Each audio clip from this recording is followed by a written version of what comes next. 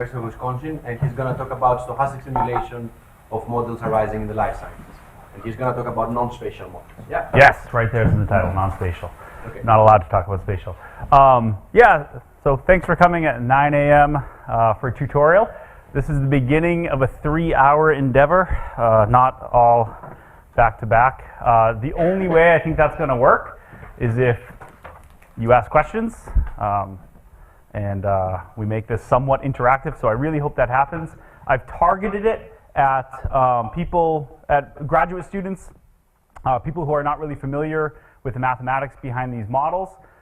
So I think a lot of you, maybe not all of you, but a lot of you know the words Gillespie algorithm, next reaction method, tau leaping, etc. I'm going to go into the mathematics behind these things, how they're all connected. At the end of, well, actually I have a slide on what I'm going to do, so maybe I'll just get there. But the key point I just want to stress here is this only works if you ask questions. If you're confused by something, please ask questions. Okay, so here's my very broad outline of what I'm envisioning for this tutorial. I have a 1.5 hour session now. So what I want to do is introduce the mathematical models for these non-spatial stochastic models in biochemistry. I'm going to basically spend all my time developing the mathematical representations for this class of models. So what are the stochastic equations? How do you represent next reaction method? How do you represent Gillespie's algorithm? How do you derive the generator for the Markov chain? How do you derive the chemical mastery equation from first principles arguments? So that's what we're going to be doing. Once we have the mathematical representations, we get simulation strategies for free. So I'm going to show that. And the heavy focus, the mathematics that we're going to talk about is dealing with counting processes, so processes that are piecewise constant in jumps of size +1. And in particular, we're going to talk about a lot about Poisson processes, time change Poisson processes, and random time change Poisson processes. So Poisson processes are basically the theme of what we're going to be talking about today, or at least for the morning session. What I envision is that will perfectly take 1.5 hours to the second. Then we'll break, and then the next grouping of 45 minutes, I'm going to talk about approximate methods. So this is all, the first part is all exact, then we're going to talk about approximations. Tau leaping, Euler tau leaping, midpoint tau leaping. How do you use the law of large numbers to scale using the classical scaling to get to the reaction rate equations or the ODE limit? What the heck is a diffusion approximation? Where does it come from? And what is the central limit theorem or Van Kampen or linear noise approximation? And how does that differ from the diffusion approximation? There's all these different approximation methods that we can use. And I'm going to do it in what's called the classical scaling, which is just one scaling. It's not multi-scale. It's the simplest scaling. And we can get our hands on this stuff. And then tomorrow morning, basically I'm going to see how this goes, and then we're going to play it by ear. Right now I'm thinking something more advanced, so we're going to have all this mathematical structure. Then the question is, what can you do with it? So Des yesterday talked about multi-level Monte Carlo, so I'll probably show a little bit about that. Maybe how can you compute sensitivities, so partial derivatives of expectations of your process with respect to parameter values in efficient manners. And as I say, point 4 here, I have no idea how the timing is actually going to work out. So we'll just kind of see how this goes. This could run long, it could run short. Okay. Before I start, let me just give, I'm going to talk about a lot of stuff, so I can't show references for everything under the sun. If you want references for something that I talk about, I have them. Just come and ask me, and I'll try to say them as I'm going. But sort of some, it's worth going to check out. If you've never seen Dan Gillespie's original papers from 76, 77, it's worth going to see them. Gibson and Bruck developed the next reaction method, not how I'm going to give it, but it's essentially the same thing. And then I'll just, again, everything I'm presenting, of course, is biased towards how I think about these things. And so I think a good way, if you want to see more about this presentation, Tom Kurtz and I have a survey paper, which can be found on my website, and then we also have a new book. And these two essentially cover everything I'm going to go over. Not quite everything, but essentially it gives the mathematics behind these processes. Okay? And this, what I'm going to present is more like this survey paper. So I'm leaving a lot of the details out, whereas if you want all the details, you can look in this book. And I say book, I should say book in quotes. It's only like 80 pages, so you can get through it. It's not a big deal. Okay, so we're going to begin. when I made these slides, I truly had no idea what people are going to know. So for a lot of you, this will just seem very basic at first, but I want to get the language set. What we're talking about today, and most of this conference, are these network models, right? So here's a basic model of gene transcription and translation, right? I have the gene producing the mRNA, that's transcription. Here's a little toy model, gene produces mRNA. The mRNA produces protein by translation, degradation reactions, and then maybe there's a binding and an unbinding. And I stole this picture from Johan Paulsen. I doubt he's here in the morning, but I hope he doesn't mind. And he doesn't know, so, because he's probably not here. Here's another example. This is a model of a virus infecting a cell. Here we have, and it's been studied, you know, it's developed by these guys. We have T, the viral template. You think of having one viral template, and it infects into the cell. And then this is very precise. This is the stuff it needs to do whatever it's going to do, and it produces the viral genome. Genome produces more template, etc. Here's the kinetic. So, you know, it's a network. I'll talk about how to simulate these things, but here's one simulation. You can see the counts get enormous. This is on a log scale, kind of hinting at some of the problems that come up later. These are hard to simulate. Here's another model. It's the heat shock response model in E. coli. Lots of reactions, lots of species. This was taken from Hei Wang's talk, who's sitting over there, a long time ago now, 2007. Okay, so we have these network models that we want to study, we want to analyze, we want to do something with. Oh, one more. We talk a lot about, you know, intracellular systems here, but I mean, the mathematics is the same if you talk about most population models too. Here's a standard Locke-Volterra predator-prey. I think of R as rabbit. They're reproducing. Interactions with foxes lead to more foxes. The more rabbits there are, the more foxes you get. Interactions between rabbits and foxes actually kill the rabbit, etc. Okay, so it's the same idea. You were just talking about individual counts of molecules floating around, or rabbits and foxes. So all of these examples, they're essentially the same thing. They have three components. They have what are called species. These are the constituent components. So for example, for this network here, the species are A and B. You have complexes, which are just linear combinations of the species. These are the things that are undergoing reactions. So here I have A plus B, 2B, B and A. Those are my complexes. And I have reactions, which are just ordered pairs of complexes. And you can just see I have two reactions here. Okay? Slightly bigger model. Here I have species A, B, C, D, and E. You can just read off the complexes, right? I have A, 2B, A plus C, D, B plus C, etc. And then a lot of reactions. Okay? That's it. We have reaction networks. No dynamics on this, just we have networks so far. And then the question becomes how to model them. So historically, they're, you know, mostly modeled with ODEs. Not 100%. You know, Tom Kurtz was working on this in the 70s. Max Delbruck a long time ago was working on these. So people have used stochastic models, but usually ODE models. But, you know, there's usually there's often low numbers of molecules, and that makes the timing of reactions random. And when a reaction occurs, the system jumps to a new state by some non-trivial amount. So basically, in many situations, you know, a smooth ODE solution is just not appropriate for this. And new technologies have shown that again and again, that there is stochasticity in the cell. So ODEs just aren't, in some cases, not the right modeling choice. So what is the right modeling choice? So this is where I'm going to start developing what the actual models are from first principles, then derive everything. Okay? All right. So it should be discrete, right? We should have a discrete space since we're counting the number of molecules. And it should have stochastic dynamics since the the timing of the interactions are random. So how do you do that? So a good way to understand where these models come from is to go back to thinking about ODEs. So if you think of an ODE, how do you develop an ODE model? Like I have some system and I want to understand how it behaves in time. Typically the way you derive a system is you don't just write down a differential equation, you think of the infinitesimal behavior of the system that you have, right? If I'm here, right, my vector field is pushing me this way, right? So it says in some little bit of time, there it is, the difference in my process should be roughly, you know, f, some function of the state of my system, times delta t. Right? That's how you develop an ODE. And then to be more precise, what you do is you do that, and then take a telescoping sum, and you get an integral equation. Right? And then you differentiate it, and you get a differential equation. Okay? So there we've developed an ODE model. Fine. So we're not interested in these processes that change smoothly in time. We're interested in solutions that are piecewise constant and random.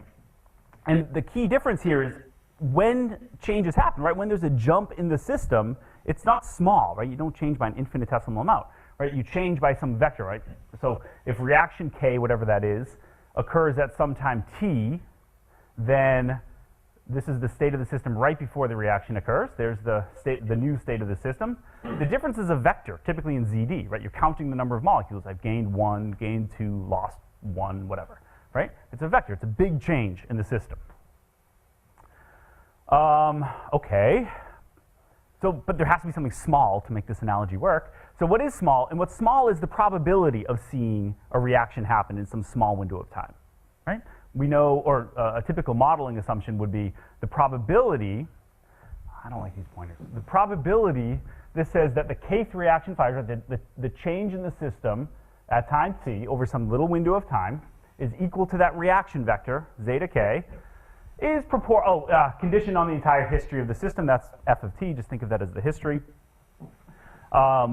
is proportional to some function, I'm calling it lambda sub zeta k, right? So I have this direction, zeta k, and the probability I go that way is some function, some constant of proportionality times delta t, right? Is that clear? Okay. Anything unclear? Everyone said yes, it's clear, but that doesn't actually mean that it's all clear. Yeah, good. About the randomness, just to make it clear, the randomness is not the cell tossing a coin and choosing randomly to do something. It's because we're missing out on the microscale detail of the movement. Sure. Yeah, so just to make that clear. Yeah, I guess you're getting sort of a philosophical question of, is that what you're getting at? Like, well, we're not is it really randomness? If I really understand every detail of the system, I can... It's not quantum physics. Yeah, I mean, that's... Yeah, I mean, it's the timing of the reactions. Like, we're making a modeling choice that we don't know when these reactions are going to take place. However we come to that decision, we do it. Other questions? Okay, so the question then becomes, can we specify these functions lambda in such a way that it determines x? And the hint is for the ODE, f depends on the state, right? F depends on, so f, remember, was the direction that you're pushed. So f depends on the state, so maybe these lambdas should depend on the state. Okay, so what I'm going to do is build up the model for this guy, and then we'll generalize, but just one reaction, A plus B goes to C, the simplest thing in the world. So what's the intuition? So I haven't said what mass action kinetics is, but I think most people know what mass action, I'll formally do it later, but assuming you know it now, the intuition for the standard model is that the probability that a reaction A plus B goes to C happens in the next window of time should be proportional to the number of A molecules times the number of B molecules with times some rate constant kappa, and it should be E multiplied by delta T, right? Because of the size of the time window. So the way to think of this is, it's very logical. It's just the number of ways you can choose an A molecule and choose a B molecule. Right? Okay, I think that's reasonable. And the question is, can we specify a model, a stochastic model, satisfying this assumption? And the answer is yes. There's lots of ways to do it. I want to do it in one very particular way. And for that, I'm going to take this mathematical detour into Poisson processes. So we're going to come back to this. So to write down the equations, I want to use Poisson processes. You saw them yesterday in Dez's talk, but I want to develop that representation. Okay? So on to Poisson processes. Yes? So your probability there would be limiting the size of your time step, right? It would be what? Limiting the size of your time step, because I guess the delta t cannot be big enough, otherwise it will be big enough. Yeah, this is true as delta t goes to 0. Right? So, okay, so to be clear, I should have said that's equal to that plus little o of delta t. So exactly, would that be actually like an exponential? Yes. So you're going to, exactly right. So you're going to see that in a second, right? So eventually this builds, these are the assumptions that lead to exponential holding times with the correct parameters, et cetera, et cetera. Yep, that's exactly right. That's the right intuition, which is why I'm going to Poisson processes. And that's how we get the mathematics in there. Yes, Kostas?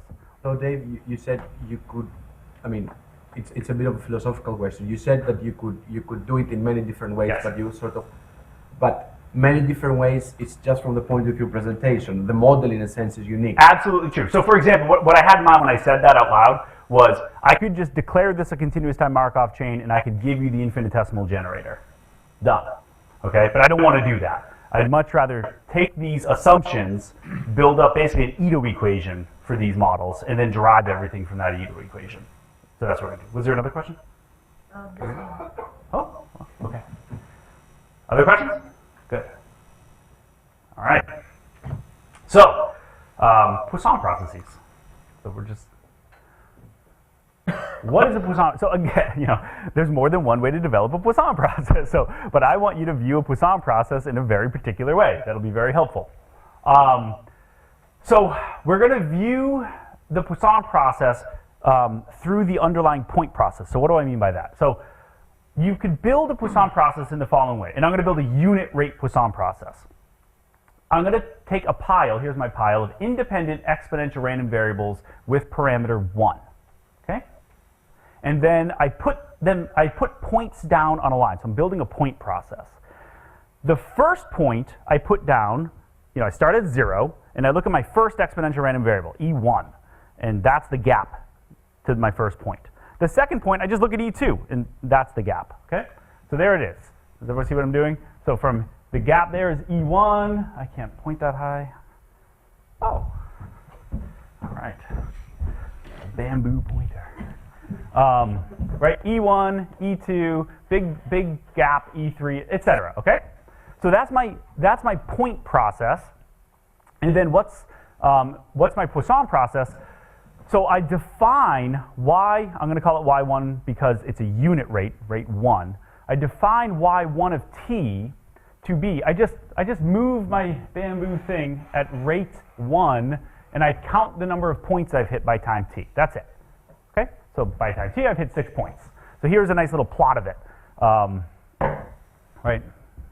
By time 20, it looks like we've had 23 points or something like that. Okay? So it's a counting process. It just increases by increments of size 1, but it's piecewise constant. Okay? And again, the key point is I'm just moving my hand, or my bamboo pointer, I'm just moving my hand at rate 1 and just asking how many points have I hit by that time. Fine.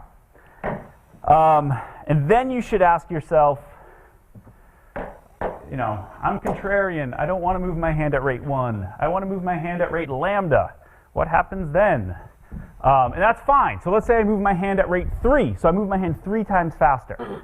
What you get is a Poisson process with parameter 3. Okay? Right, so by time 20, I've moved my hand 3 times faster. I should hit 3 times as many points. And sure enough, by time 20, I've hit roughly 59 points. Okay? So that's how you can get a rate, let's say 17 Poisson process from a unit rate Poisson process. So the point here, again, let me just stress this, I'm going to be repetitive. I can start with a unit rate. All I need is a unit rate, and I can get a Poisson process with any rate I want. That's the key. Okay? Okay. Then you say, that's still boring to me. I want to be able to move my hand faster at some times, slower at other times. Sometimes I want to stop my hand completely. Can I do that? And I would say yes. So now, if I move my hand at rate lambda s as a function of time in the previous picture, but I'm still, right, so maybe I'm rate 17, then I stop for a while, rate 10, etc. That's fine. Then the number of points I've collected by time t, I just have to integrate the velocity of my hand. That's where I am now on this time frame of the Poisson process. And so I just ask how many points I've hit. And that's fine. You can do that, of course. And that gives you a non-homogeneous Poisson process with, however you want to say the word, propensity or intensity function, lambda t. Okay? Again, start with the unit rate Poisson process, and you get anything you want. Right? I can get a rate 17, I can get a rate 0.01, or I can get one with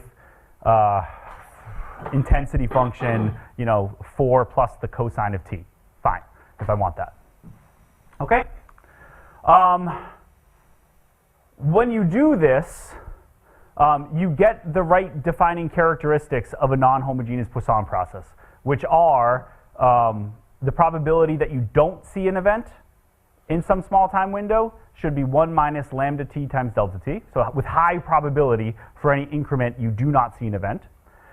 Not with high probability, sorry. The probability you see one event should be it's rate lambda, so it should be lambda t times delta t plus little o of delta t. And the probability that you see 2 or more should be little o of delta t. Very, very unlikely. And it has independent increments. So I was thinking this would be a good time. My intuition was that people would be getting tired already. So I was just going to show, because everything we're going to do is going to be in terms of these Poisson processes. So I was thinking just to start off, we'll compute one of these. Okay, just show that this actually is true and I'm not lying to you. So I'll do this one. Okay, and it gives us practice then of how to compute with Poisson processes. So my claim is the middle one. So, oops. Oh, this is not as good as I thought. Okay, whatever.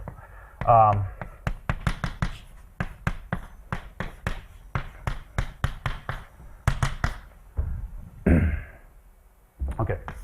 Can everyone see that from the back or not? Is that big enough? Yeah. Okay. So what is this? So I've defined y sub lambda to be, I take my unit rate Poisson process and I integrate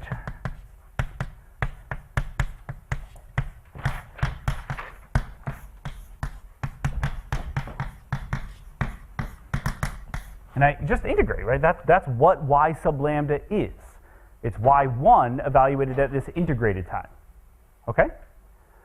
I don't want to keep rewriting all this, so I'm going to call this integral. Let me just call it t of t.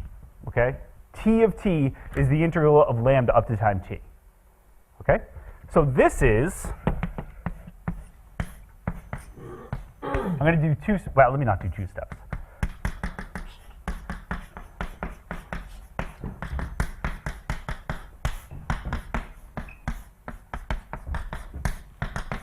Right? I'm rewriting things over and over again. I'm doing nothing. Right? So I have the probability that I look at the unit rate Poisson process. I've integrated up to time t. I shouldn't have chosen tt. And then I integrate a little more. That's all this is. But we know what this integral is. I'm doing everything up to order of magnitude delta t. So up to delta t, this is delta t times lambda. Just do an Euler approximation to this integral. Okay. And to be precise, I should add a little o of delta t there, but it doesn't really matter. Okay. Okay. So I have a unit rate Poisson process. So now just think, what's the probability that a unit rate Poisson process, after moving this far into the future, has one jump exactly? Well, for a unit rate Poisson process, it's just that term. It's however far you move into the future for a little bit of time, it's proportional to that because it's unit rate. You rate 1 times that thing. So 1 times that is just lambda t delta, and I still have all these little o of delta t sitting around. That's because y1's a unit rate Poisson process. That's the key. But now at the end of the day, you look, I just showed that the probability that this guy, when I push a little bit into forward in time, the probability that I actually see something is lambda of t times delta t plus little o of delta t.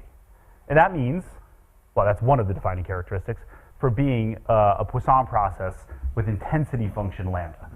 Okay? I mean, this is what it means to have an intensity function lambda. Right? These 3 equations hold and independent increments. Okay? So the key point here is I wanted to compute something about a rate lambda process. I wanted to verify this. And to do that, you just go back to a unit rate Poisson process. And you can do whatever you want. Questions about that? Gus?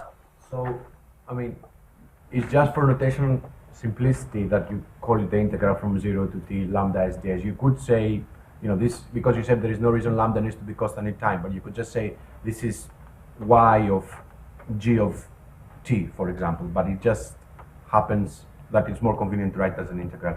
Absolutely right. So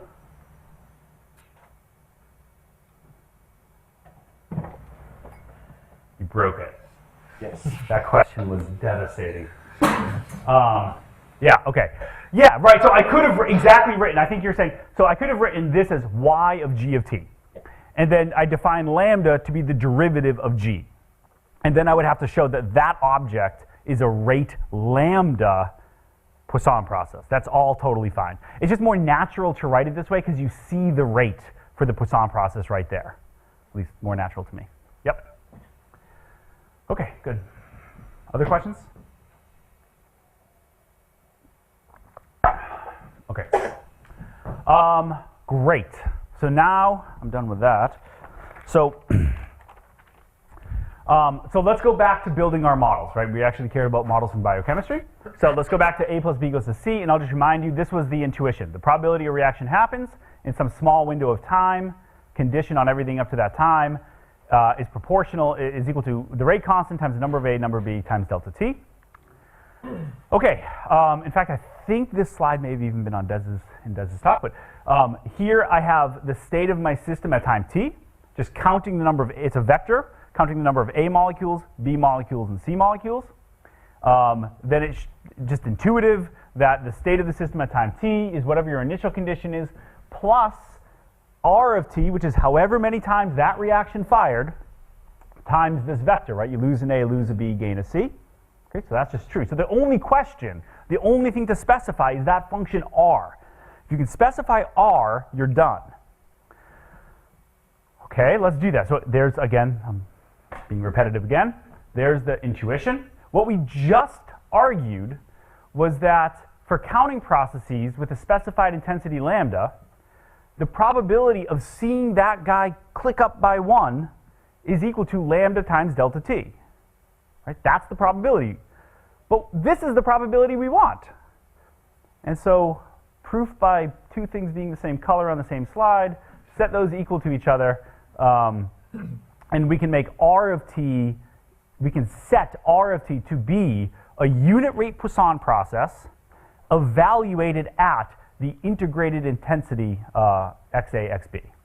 Okay? So you integrate this propensity function or intensity function up to time t, and that's R of t. And again, y is a unit rate Poisson process. So I have a stochastic equation. There it is, right? X of t is equal to x, my initial condition, times that vector plus however many times it's fired. So what I want to do now is, I saw people nodding, but if you've never seen this, and I know there's at least some people that haven't really incorporated this, I'm going to walk through, we're going to simulate this model on the board, not with a computer. Okay, so you can actually see how this representation uniquely identifies the process, because it's strange the first few times you see it. Let's use this board. Okay, so when I say this equation uniquely determines x for all time, so what do I mean by that? First of all, so what's the input to that equation? What you have to hand me, what it means is if you hand me a Poisson process, you reach into your pocket, pull out a Poisson process, and hand it to me, then I can hand you x. X is a solution to that equation. That's what it means. Yeah? That's exact, is that correct? What is exact? That purple equation there, is it? Yes, but exact in what sense? So that's For the assumptions of... yes, that's exactly right. This model fully satisfies all the assumptions for what I've already written down. That's exactly right. Yes. Okay, so now let me show you how to simulate this model. Okay, this, let me be very clear. I'm simulating this representation for the continuous time Markov chain model. There are other representations. I'm choosing this one. So let's do that. Okay, so I assume that you reach into your pocket, and this is, I'm going to draw the Poisson process that you've handed me. This is obviously not a Poisson process, but in the sense of I'm going to choose actual numbers that make my life a little bit easier. So the first exponential random variable you chose was 0.2. Not drawn to scale. The next point was 2.26. Okay, so what does this mean? It means the first exponential random variable was 0.2. The second exponential random variable was 2.06, right, the gap between the two. And the third was whatever the difference is. I can't do that real time in front of people. I don't know, 100. And let's suppose that my initial condition was I had 5 molecules of A, 7 molecules of B, and let's just say 0 molecules of C. Okay? Oh, and let's also choose, I need a rate constant. How about 2 I chose? So my rate constant is 2. Okay? So I want to plot X. I want to generate X. I need an eraser.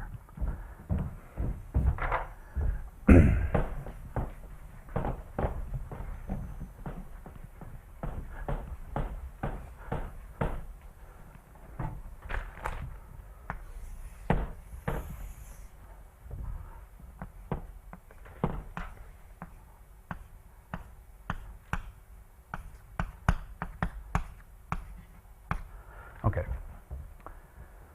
So what do I'm going to go back and forth. I'm going to draw my picture over there. So what's happening? Well, I have to integrate my intensity function up until the integral hits this point. Okay? But up until the integral hits that point, my intensity function is constant. This is the easiest integral you're going to get, right? So I have to integrate up, let's call it times delta 1. I mean, that's going to be how long it takes for the hitting time. The rate constant 2 times the number of X molecules times the number of A molecules times the number of B molecules ds. That's just 35 times 2 is 70. So that's 70 delta 1, right? I have to set that equal to 0.2, right? When that integral hits 0.2, something's going to happen. Okay, so I solve. So delta 1 is 0.2 divided by 70, which is 0.0029. So I'm not going to try to draw any sort of to scaleness. And so what do we know? Up until that time, the process is constant. So let's have, what was A? Was A 5 or 7? 5? Okay. So let's have this be A.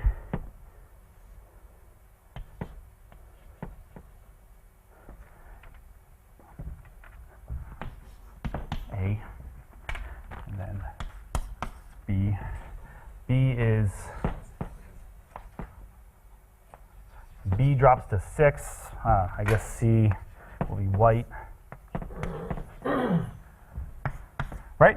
So it's constant up until that time, then there's a jump, and then I don't know how long it's going to stay. Right? So we have to compute it. I'll do one more. Right? So now, my new intensity function, lambda of x evaluated at this time delta 1, this is, again, my rate constant 2, times 4 times 6, 24, 48. And I have to integrate that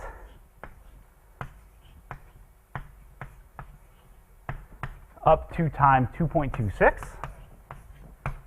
And this tells me delta 2 is 2.26 over 48, which is whatever it is,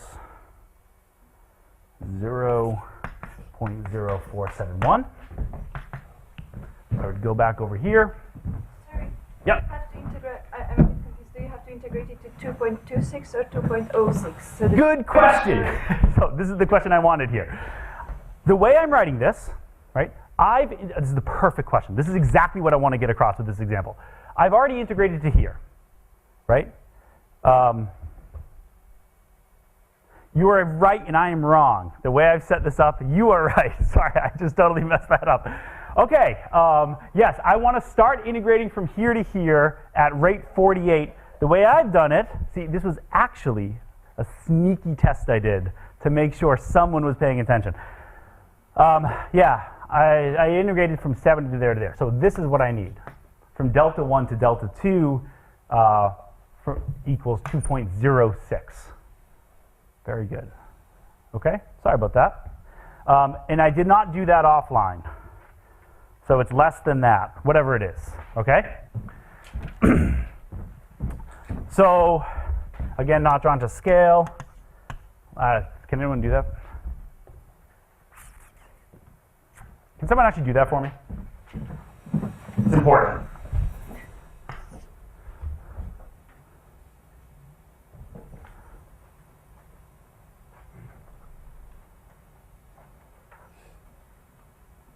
Zero point zero 0.047. That's what I had before. Yeah. No. So I did 2.2 as well. 0.049. What? 0.0429. Sorry, too many people saying. It's, whoever's more aggressive, yell it. 429. 0.429? 0.0. 0429. Okay, so And you have to. So I know, yeah. So that is how long I now have to wait for the next reaction to happen. So I have to add that to delta 1, right? So that means the jump time, oh boy, I really killed my notation here.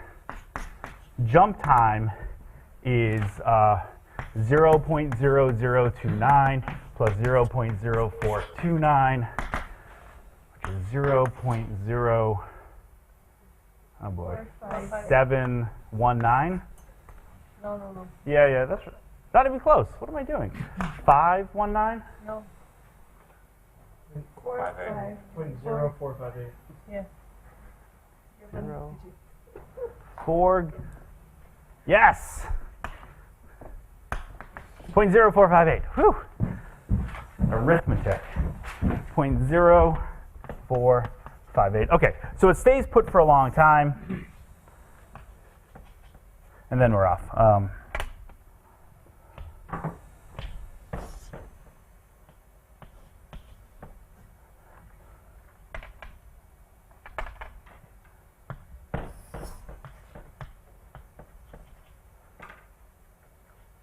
Etc. Okay? So modulo me not being able to do addition in front of people or subtraction. Okay? Clear? I hope.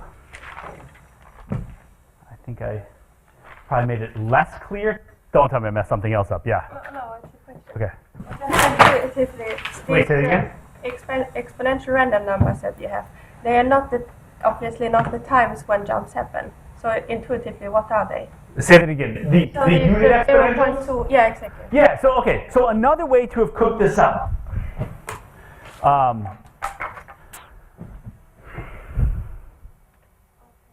I mean, these are the, okay. What we're doing here, of course, so maybe I should say this. So all I've done is I actually generated an exponential random variable with parameter 70, right? And so the way I did that was take a unit exponential and divide by 70. So these numbers that you put come from the unit process, and then you speed. That's right. So these are the units, and then the time change comes from the division that we're doing by the rate function. I don't have the units. There's no intuition for the model for them. Just how we're generating our exponential holding times. Other questions? Oh, I yeah. think there is an error on the board because that's delta 2 minus delta 1, what you're computing at the end. Oh, yeah. Yeah. Okay. Yep. So delta 2 minus delta 1, good lord, equals this. And then the jump time is delta 2 minus delta 1 plus delta 1. Are you happy? I'm happy. Bensei, are you happy? So can I ask some? So in a way, I mean, this is a bit, again, it's kind of philosophical. So what you're saying basically is you could simulate a unit rate Poisson random variable, Yep. which has nothing to do with the system in some sense. But unit rate Poisson process. Poisson process Yes. has nothing to do Nothing. Yeah. with the system, and then basically, given that this sort of like gives you the time Yep. that something happens, you sort of go back and say what happened to the system. That's right. But that's, So the point I'm trying. Oh yeah. Sorry. Finish your. that's not the way normally people simulate. No. But this would be one way to simulate. Exactly. Yeah, this will crystallize in a bit. So I'm going to finish this representation, and then at some point I'm going to derive the representation for Gillespie's algorithm also, which is how most people think about these things. And my point here is, again, these are different representations. The noise comes in the randomness comes in different places. And tomorrow morning, you'll see why this really matters. But sorry to be a pain. So, but in principle, You're not a pain. could you just never talk about Gillespie? For example, if we had never talk about Gillespie algorithm, could you simulate like this for more general systems, or this is kind of Yes. Well, let me. okay. Yeah. Okay. So the point is, I mean, this model is just for one reaction, right? So it's overly simple, right? I have one reaction. Assuming you don't screw it up too badly in real time, you know, it's doable. In general, you don't have one reaction. That's not interesting. You have a network of reactions like we started with. And so here I write networks. I have a linear combination of the species, or a complex, that's what I call them, but linear combination of the species. So these new Ki, I have the kth reaction. This is the number of Si molecules I need to make that happen. Gives me another linear combination. The primes always mean the product. We denote reaction vectors by zeta k, which is just what you get minus what you lose, which is so this is just the direction you're pointed in for the kth reaction. So that if the reaction occurs at time t, the state of the new system is equal to the state of the old system plus zeta k. Okay, so for each of these intensities, or for each of these reactions, you have an intensity or propensity function lambda k, right? That's just the rate at which this reaction wants to go. Just by analogy with before, the state of your system is your initial condition plus Rk is just however many times the kth reaction has happened up to time t times your reaction vector. So forget this. That should be intuitive. That's just how many times did the kth guy happen. That's the net change in the system every time it happened. Right? There's no you don't need probability to know that. But then the big jump is what is one way to write the Rks? You can write it as y sub k, so that's a unit rate Poisson process, evaluated at the integral of the intensity function for that reaction. Okay? Oh, and these yks are all independent. Okay, so I have a pile of, so if I have a reaction system, well, actually I have some examples. Before I give examples, let me just say one thing. The standard intensity function is mass action kinetics. That's how you write it. It's just proportional to the number of ways you can choose the molecules that you need for a reaction to happen. Best understood just by examples. If you need S1 to maybe be converted or degraded, but it should just be proportional to the number of S1 molecules. If you need an S1 and an S2, it should be proportional to the number of S1 molecules times the number of S2 molecules. The only difference with deterministic mass action kinetics is if you need 2 of something, again, you should think of it's x2 choose 2, so it's x2 times x2 minus 1, and I wrap the divided by 2 up into the rate constant. Okay, mass action kinetics. I think most people know that. Yeah. There's something to be said about the volume in which you're doing that? That's coming later. Okay. Absolutely. Yes. Yeah, taking this piece by piece to get there. Yep. Okay, so for example, let's see some equations. Here's a predator-prey model, 3 reactions. Here's the ODE most people would write down, right? A goes to 2A is just, if I'm writing an ODE, I'm gaining A at rate, however many A's there are. The stochastic equations that I just derived are these. And you'll notice they look exactly the same, except there's a Poisson process for each one, right? So instead of having the integral of the rate, I have the integral of the rate for that reaction inside a Poisson process. Okay? So again, we're going to get piecewise constant models out of this, right? Every so often, one of these counting processes will jump, +1, that changes the system, and we carry on. Okay?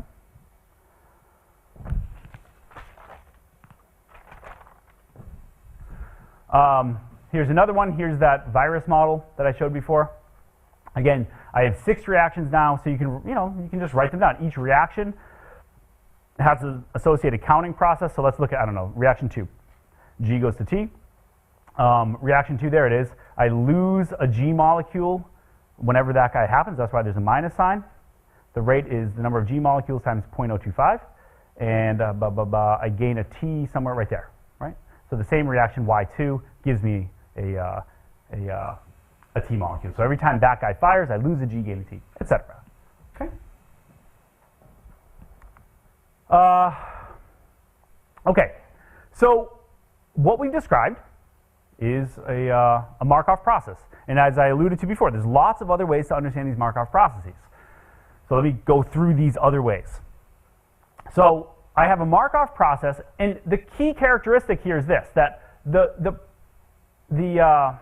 the probability that I move in some, so I have some fixed set of directions I can go in, right? These are zeta k. So I have the number of reaction channels, and each one gives me a different direction. I move in a given direction with rate lambda k. What that means is the probability that in some little window of time, I jump in direction zeta k is, I say proportional because it's equal to the probability that that reaction jumps and none of the other ones do, okay? The probability that none of the other ones do is order of magnitude 1. This guy's order of magnitude lambda k times h. So at the end of the day, this probability is lambda k times h. Okay, that's the model we've developed. But I could have, again, I could have just said at the beginning, I know the rates at which I want to go, so I may as well just define this to be, you know, from your stochastic processes course, a continuous time Markov chain with infinitesimal rate, you know, the probability I go in that direction is just lambda k. There. Okay, that's my Markov chain. So I have to tell you, if you're going to do that, if I'm going to say, here's my state space, here's the infinitesimal rates, or I want a Markov chain on the state space, I have to give you the generator. So what's the generator for a Markov chain? It's just this object. So the so A is the generator. So A is an operator on functions. And how do I define it? So I get a new function. So you hand me a function that takes values in the real numbers. So you hand me f, and I'm going to apply A to it. I get a new function. What is that function? Well, to tell you what a function is, I have to tell you what it does to a point. Okay, so you give it a point x, and this is what it does. It takes the limit as h goes to 0. I mean, don't try to parse this out too much, but what does it say? It says, look, if I start at x, I have some function f. There's f of x. That's where I am. I condition on starting at x. I push forward time for my stochastic process just a little bit. So it's like you're taking a derivative. That's really what it is, right? You push forward time a little bit, and you take an expectation of your process.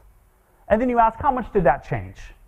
That's it. And then you divide by h, otherwise things blow up or go to 0. Okay? That's what the generator is.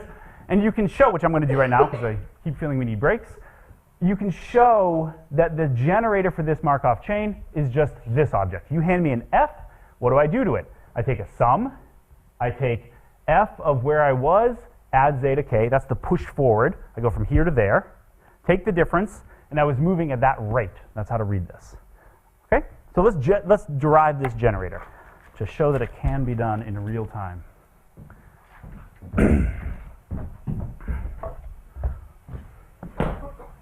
Question? Any sounds, I will think there's a question.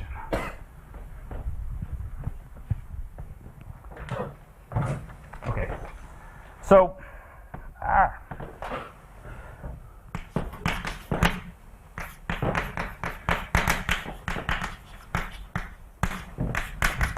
you condition on being an x, and you ask yourself, where am I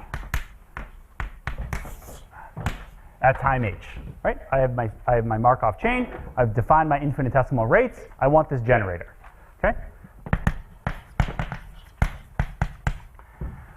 Okay, well, I'm just asking for an expectation. So if you've taken an intro to probability course, it's just you sum over the whole state space f of z times the probability that I actually happen to be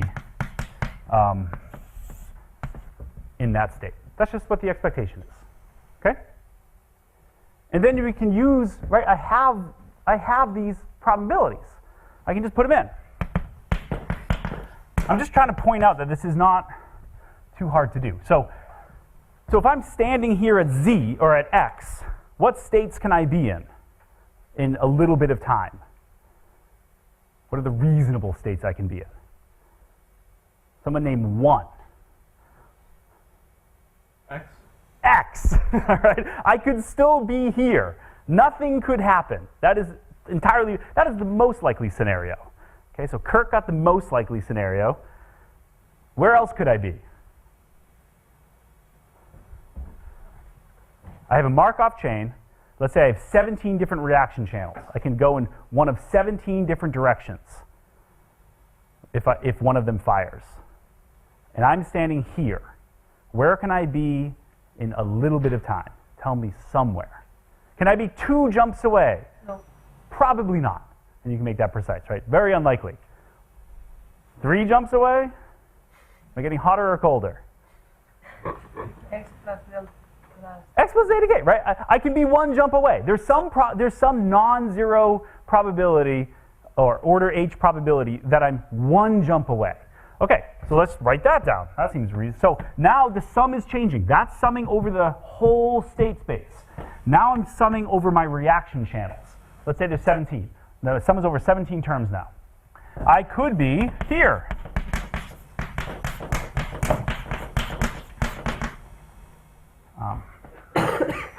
Equals x. Okay, that's where I could be. I could also be, according to Kurt, right where I already am, right? I could also be here still.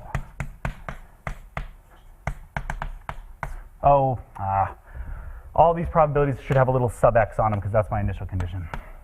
Okay. I'm out of room. This board isn't quite big enough. So this is all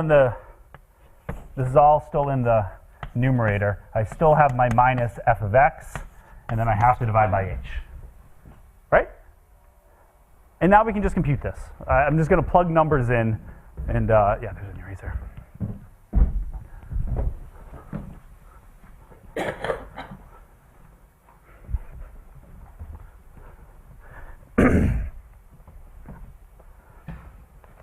Okay, so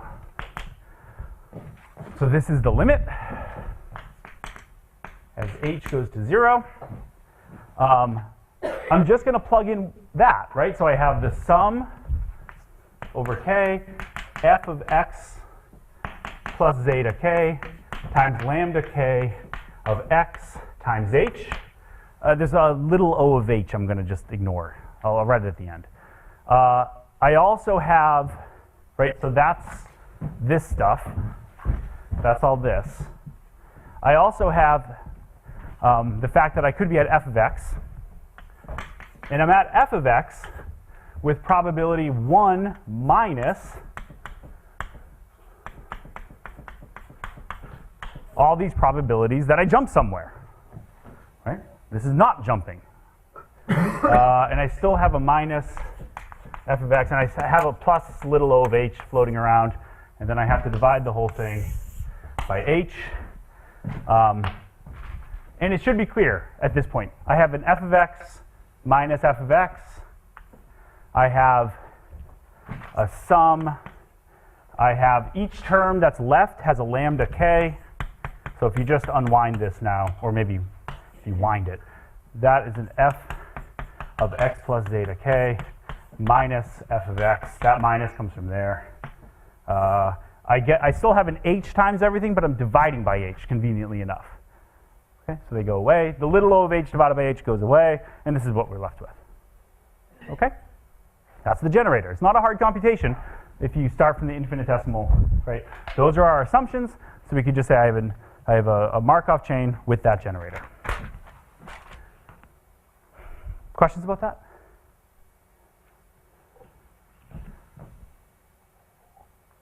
Who cares? That's a question. Why do you care? Well, you can do things with a generator. There's Dinkin's formula. I can write down Dinkin's formula, and that tells me if I want the expectation of a function, let's condition on starting in state I, some vector, wherever I is, I don't know, like 570. So I've conditioned. That expectation is equal to my initial condition, f evaluated at my initial condition. Right, so let me be clear. I have some test function f, and I'm asking for the expectation of f of my stochastic process. Maybe I'm computing moments or whatever. Okay? That is equal to the expectation of the integral of AF, the generator. Okay? But I know the generator. There it is. In particular, I can't tell if I'm running out of time. I have another computation I want to do. I can't tell how much time I have left. Let's just do it. Okay, I think it's good to stop. What's that? If you want to take it all the way to 1.5 hours, you have half an hour basically. So. Okay. Yeah. Okay, we'll keep going. So there's Dinkin's formula, right? Great. Who cares? Now let's take f. I'm going to take a particular f. The particular f I'm going to take is an indicator function. Okay? It's going to be the indicator function that I'm in state j. Okay, so let's unwind this. I'm in state I, and I want the indicator function that I'm in state j. That's the function I'm going to throw into that Dinkins formula and see what pops out. What pops out?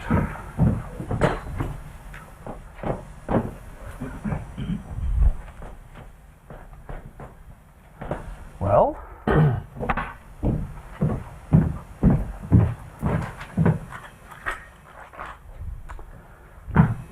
okay, so someone tell me. I have the expectation of the indicator function that x of t equals j. Can someone unwind that for me? What the heck is that? I'm looking at the left-hand side. The expectation of the indicator function. There's a name for that. Yeah, the probability, right? Expectations of indicator functions are probabilities. So this is just the probability conditioned on starting in state I that x of t is in j, is in state j. Okay? That equals f of I, that's just the indicator function. So it's 1 if I happen to be at state j at time 0, 0 otherwise. Okay, plus what? I'm going to move the expectation inside. And what do we have? So look at this. I have the expectation. I don't know if people can follow this in real time. I have the let's take this piece. I'm going to do two pieces. I have the expectation of this times this. Okay? But this is probably 0. Right? It's an indicator function. It only takes the value 1 if what? What has to be true for this to actually be here? What must happen? I see people mouthing it. Say it loud. This is 0 except if one very particular thing, right? F is the indicator function that the x, whatever is in here, takes the value j. So for this to be 1, what must be true? This is not a trick question. Is it too easy? Is it so obvious no one wants to say? Or is it not? I can't tell. I honestly can't tell. Costas, is it obvious or not obvious? I'm putting you on the spot. I think it's obvious. What is it? X plus zk equals to j. Yes, right, that's all this That's is. obvious. Okay. I'll write it here, right? Right, that has to hold, otherwise that's 0, right? So this implies that x of s is j minus zeta k, right? That's what it says. So what's that expectation? Well, it's just lambda k evaluated xs, but xs is that. It's got to be j minus zeta k, right? So this is just there's a sum. Lambda k of j minus zeta k. I have the expectation of this indicator function. This is just the probability that x of s equals j minus zeta k. That's what you get for this whole computation, is the expectation of this indicator function. And I have this minus term. Same reasoning. It's 0 except when xs equals j.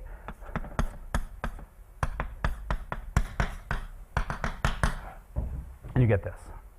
Okay?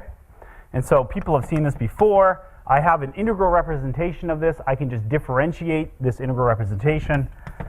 This is how most people write it. That's why I'm doing it this way.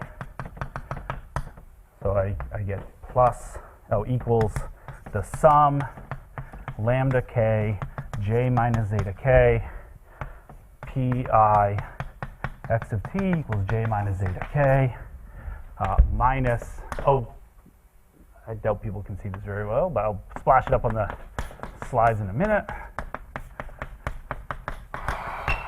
Okay, so this, I think I broke their thing. It's going to come out pretty soon. Oh, maybe I can fix it.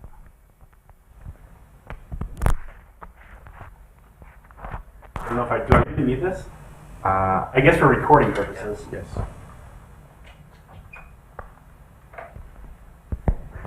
I don't know. Can you hear me? Yeah. Okay, we'll see how it goes. You can hear me. This just says the probability of being in state J at time t is you look at the states right before where you were, right? This is J minus one jump previously to being in state J times the rate, and then subtract out the rates of where you are. So this has a name. Can someone name it? Yeah. So where the 1 disappeared?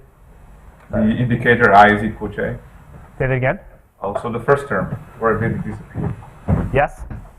The 1. So before the integrals, when the, Oh, this, I differentiated. Oh, you differentiate. Yeah, so it's gone. So this is just the chemical mass equation. I see, so you're missing the DDT. Okay. Sorry. Yep. Right, so this is just the chemical mass equation. So this is just another, right, this is what I think most people in this room think of when they think of these models, right? They write down the chemical mass equation or the Kolmogorov-Ford equation. Again, it's just another way to represent these models that you, again, can just derive from these, from the same first principles. Okay? So generator, Ford equation, chemical mass equation, stochastic equations, it's all the same thing. It's all the same model, just different ways to understand the model, and they're good for different things. Okay, but I'm supposed to be talking about simulation methods, so I'm going to go back to that. And I still notice this has to be the longest period of time in a tutorial on stochastic models in biochemistry that Gillespie's algorithm still has not been presented, and we're still not going to present it yet, but it will come. Okay, so there's the representation that I've been pushing. And now for the simulation strategy, it's what was here before. It's very, I think, obvious by this point.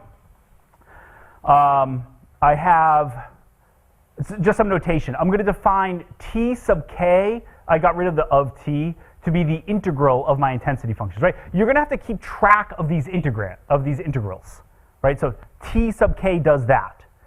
You're going to see p sub k's.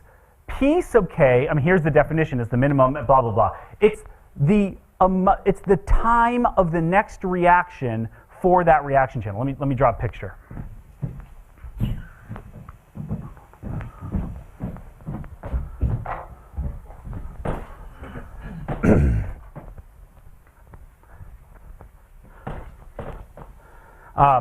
Right, so if I have, let's say I have a system with 3 reaction channels, and my first, maybe I have a point here, and a point here, point here, point here, point here. These are I'm drawing unit rate Poisson processes.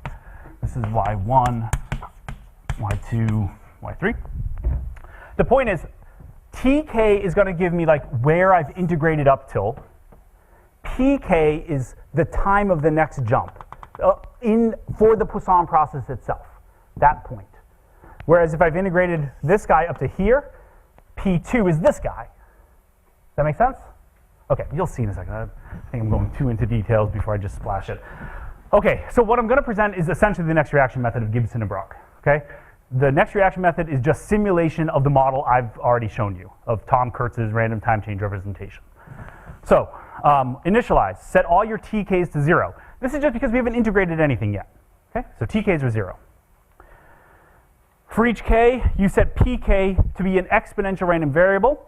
Unit rate, that's what I'm doing there. Log of 1 over a uniform is an exponential random variable with rate 1. So what I've done so far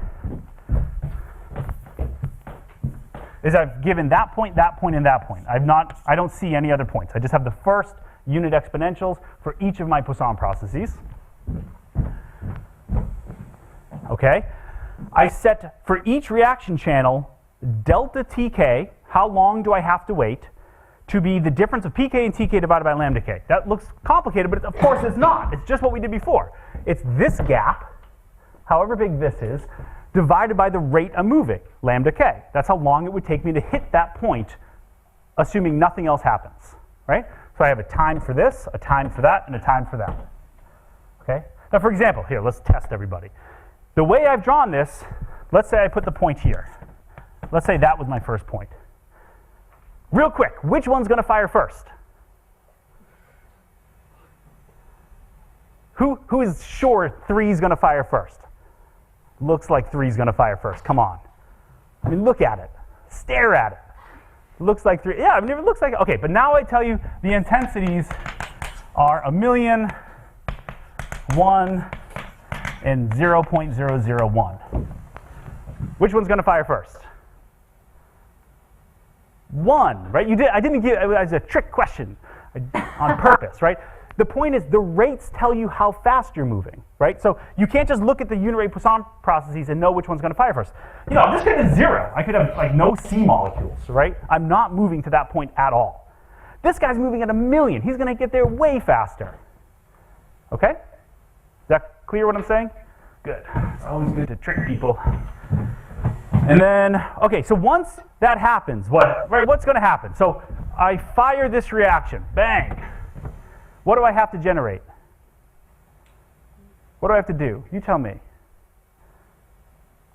Do I need another unit exponential for this guy? Do I have to generate something? How about this guy? Yeah, I've lost. I don't know where the next point is, so I need to generate one. I also need to know, right, I've integrated the intensity function up to whatever time it took to fire. So I have to integrate up to that point. And I have to, well, that has a 0 rate, so I'm still there, right? So you have to integrate up, you have to move forward for all these integrals. So that's what we're doing. So TK, your integral is just your old integral plus your integrand times however long the jump took. And then you have to update one extra random variable. That's it. And then, you know, repeat the process. Okay? All right. Let me take a show of hands, you know, lecture by voting. I have an example, just like I screwed up before, but now with 2 reaction channels and changing propensities. Who wants to see, who thinks it would be helpful? No, let me turn it around. Who does not want to see that? Nobody does not want to see that. Okay. That is clear. I think this will help. If you've never seen this stuff before, which I don't know how many of you have never seen this stuff before. Before you continue, can I just ask quickly on this? So is it unambiguously clear that it's better to keep the random times you've generated for each of these K and update them rather than just regenerate them? Yes, that is unambiguously. Hold on. So what's the cost? You have an extra. Yeah, I think that's unambiguously clear because if you, I think that's unambiguously clear. Like, let's say there's 17 reaction channels. I mean, otherwise you have to generate 17 new unit exponentials, then do the scaling. This way you only have to generate 1 every single time. I don't think, someone could correct me, I think for some of these models with huge numbers of reactions, spatial models for example, this could play a huge role. I think in general it doesn't play a huge role. I know a big deal was made out of the fact, and I still haven't gotten to Gillespie's algorithm, that Gillespie's algorithm needs 2 random variables every time, whereas this I only need 1 random variable every time. I don't think, my understanding is that is not a big deal. The much bigger deal is computing the intensities every time, etc. But does anyone else have an opinion on this? I'm not the only one that does this stuff. Darren? Yeah, it's not clear whether this is better than Gillespie in general, and it basically boils down to how fast your uniform generator is. Yeah, I think that, yeah. So to me, they're roughly the same, right? I view them as the same. Implementation issues are going to swamp any other things. My question was just within the next reaction method. I understand. Yeah, so there's a name for that. It's called the first reaction method. The first reaction method is you generate your exponentials, right? The exponential clock idea, wait for one to go off, throw them all away, and then generate new exponential clocks with the appropriate rates. That's fine. It'll be marginally slower is my guess. Okay. So I'll try to do this a little quickly at least. So let's draw some points. Okay, so let's say my first, wait, I think I had an example, sorry. Yes, let's do this model. So I have 2 reactions, and let's say my first point is at 1.4. My first point for my second reaction, so this is Y2, this is Y1, is at 0.3. Then my initial intensity for rate, the forward rate, is just 1 times 2 times 1, so that's just 2. For my backwards rate, it should be 4. It's 2, the rate constant, times the number of C molecules. So 2 times 2, which is 4. And then we can just compute, right? How long does each reaction want to wait? So delta 1 would be 1.4 divided by 2, otherwise known as 0.7. The second one would be delta 2 is 0.3 divided by 4, which is 0.075. So the second reaction wants to fire first. It gets to that point first, so it fires. The state is updated.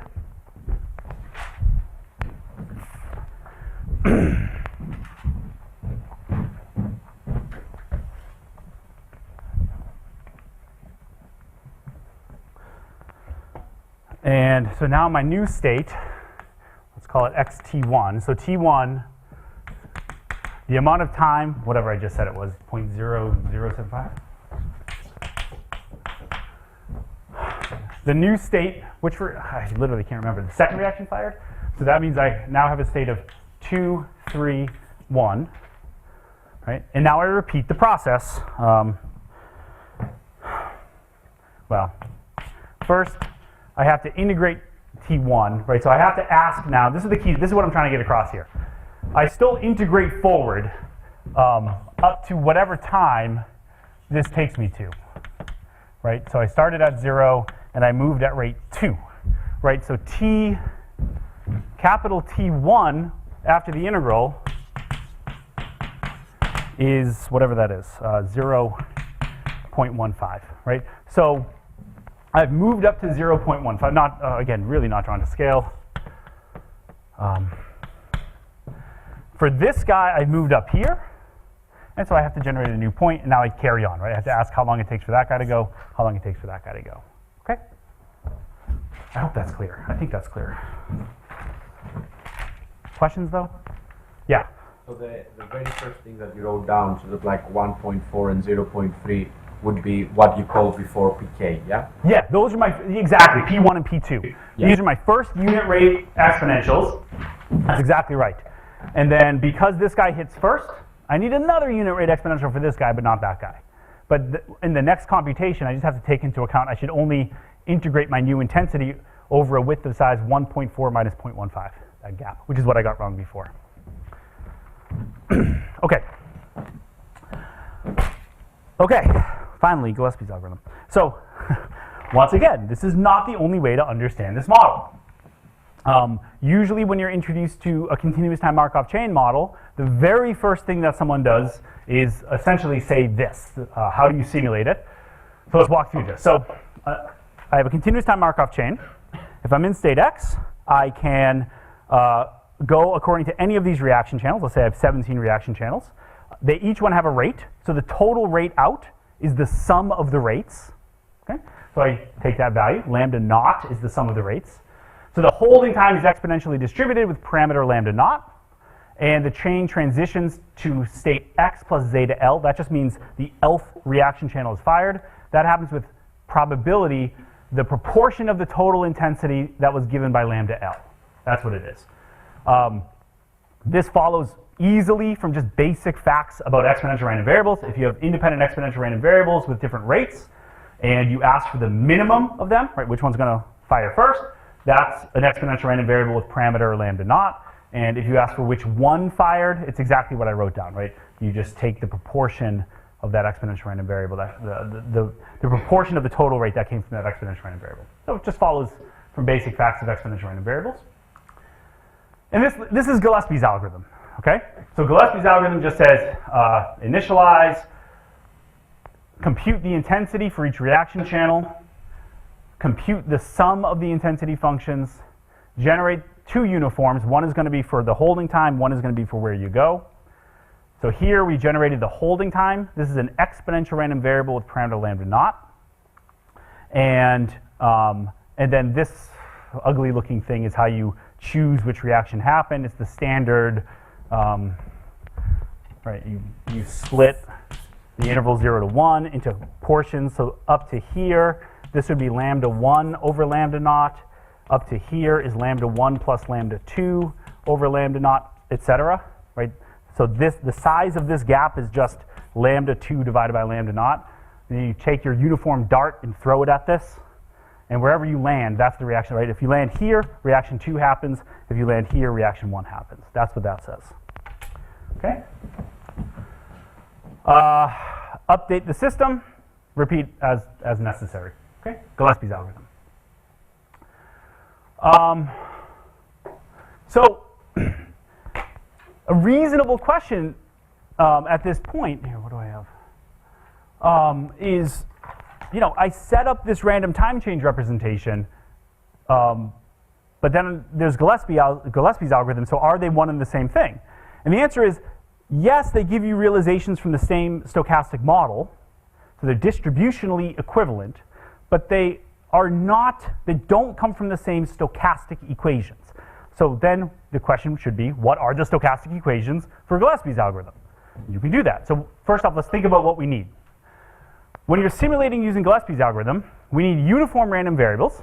This is to simulate the embedded discrete time Markov chain, right? If I just want to know where I go, and I never care about holding times, I never need an exponential. I just need uniforms and decide which reaction fires. Okay? But I also need exponential random variables to get the holding times, right? I need exponential random variables with parameter lambda naught. So let's build this representation.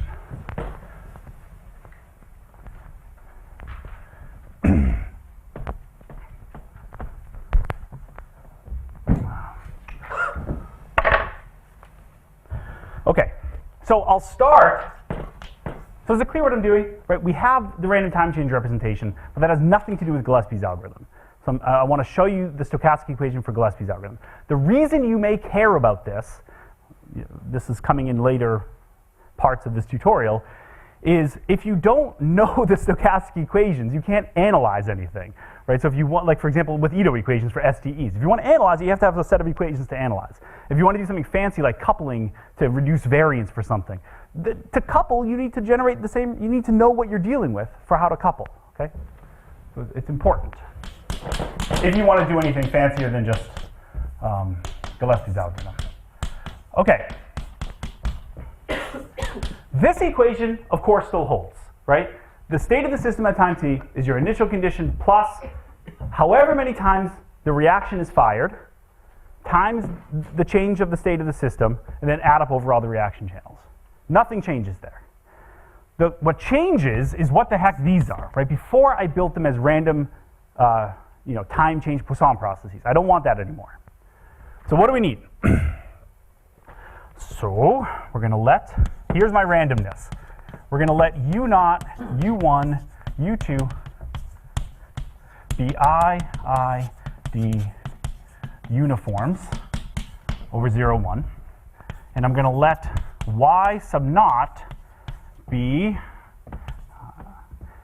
a Poisson, unit rate Poisson process. I mean, you can't get away from at least one Poisson process.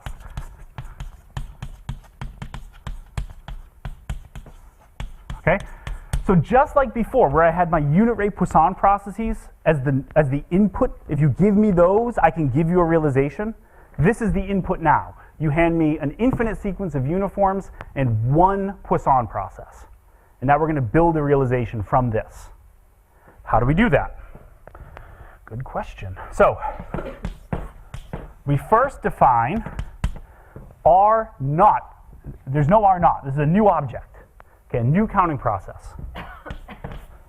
To be Y sub naught, Y naught.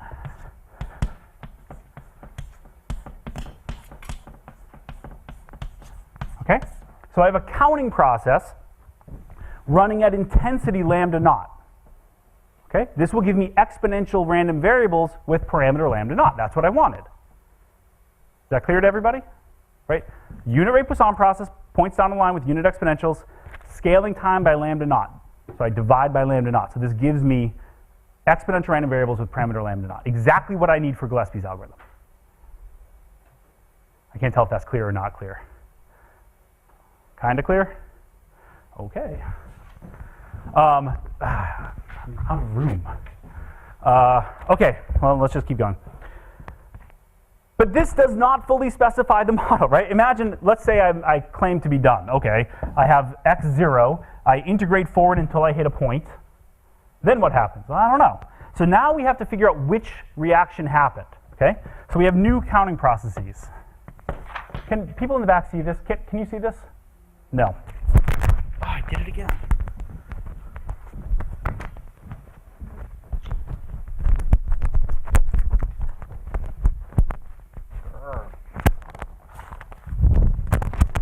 Whatever. So